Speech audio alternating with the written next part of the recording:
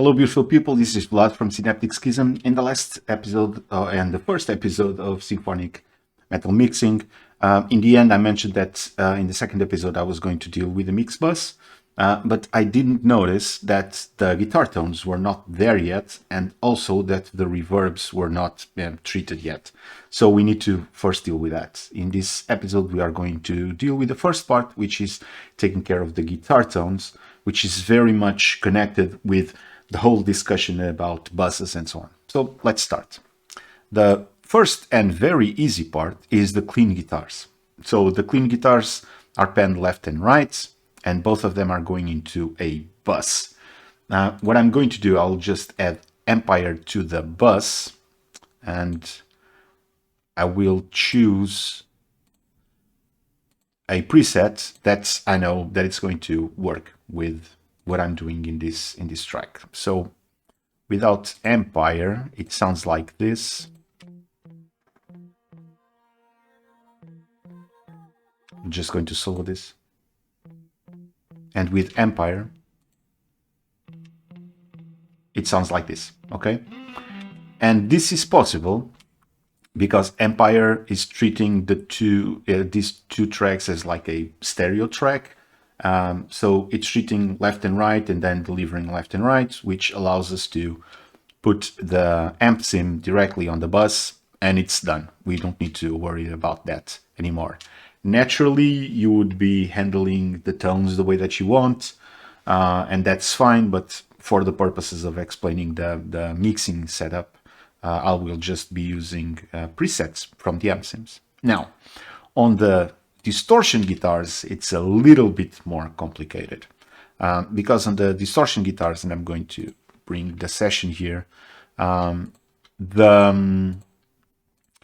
amp sim that I'm going to use, which is amped, is mono and actually only listens to the left channel.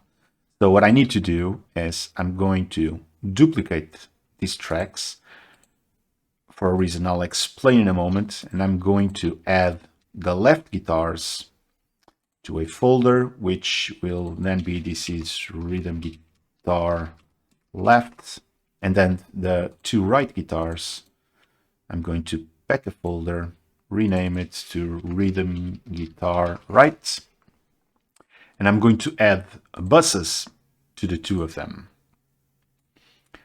So in a nutshell, we have a rhythm guitar left with both rhythm guitars that are just duplicated, and the same thing for the rhythm guitar right.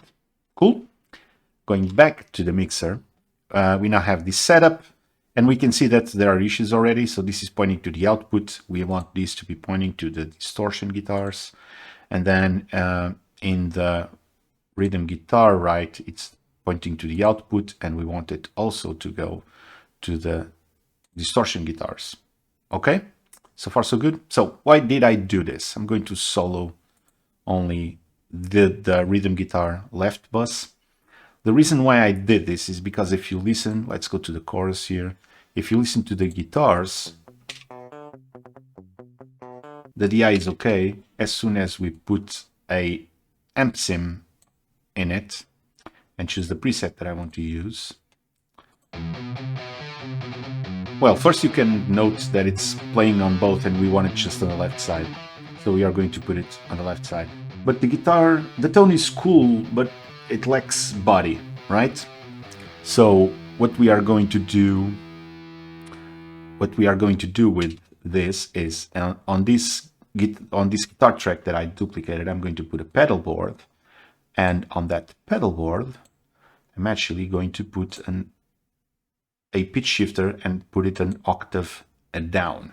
Okay, so this is going to sound like this. Okay, where the original sound was this. So when we mix the two together, we have a lot of body into this sound. Okay, this needs EQ later on, but for now, this is what we want to achieve. All right. For the right guitar, if we duplicate all of this, so the amped with the right presets, and then the pedal board to the second track, we should have the same result, right? But we don't. So the tracks are playing, but not the bus. And the reason for that is that amp is actually looking at the left channel. So we need to put these two in the middle and this one to the right. And for the sake of making all of this make sense, we are going to do the same for the other two. If all of this plays together, we now should have a full-bodied double-tracked guitar. Okay? Now, I think that the octave below is a little bit too present, so I'm going to take it. I need to loop this. And what I'm going to do is I'm going to raise the volume, and when it starts to be present, I'm going to tuck it underneath the main guitar sound.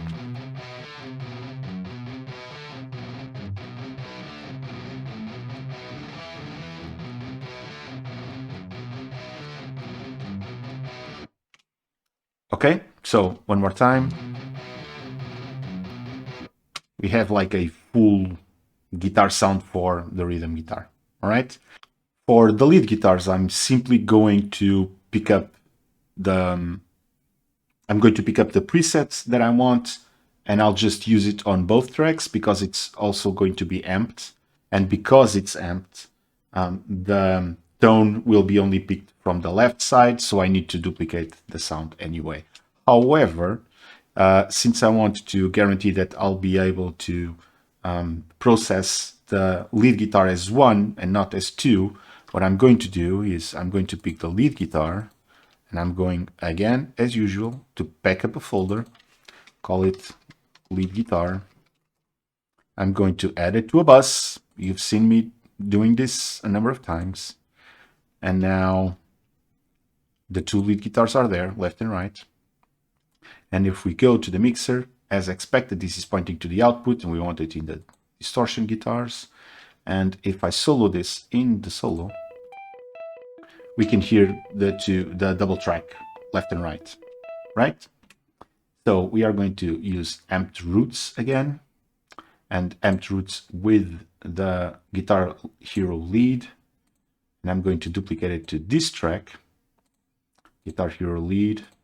And if we listen to it, okay, we solo this. Cool. The two of them are here. So this is sounding really good, and if I actually do this for the whole distortion guitars in this solo too,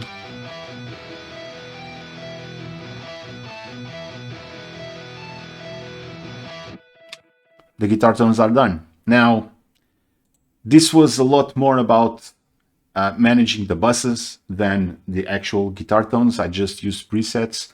So in your productions, obviously, you're going to you probably spend more time in guitar tones, but for the sake of the explanation, this is what I want to achieve, to have the tones for all of the guitars so that we can move forward. In the next episode, I'm going to deal with the reverbs, and after that we will go finally into the mix bus and explain the strategy to do the whole mixing, okay? I hope you enjoyed it. If you have any feedback, let me know. More than happy to hear from you. And until the next episode, bye-bye.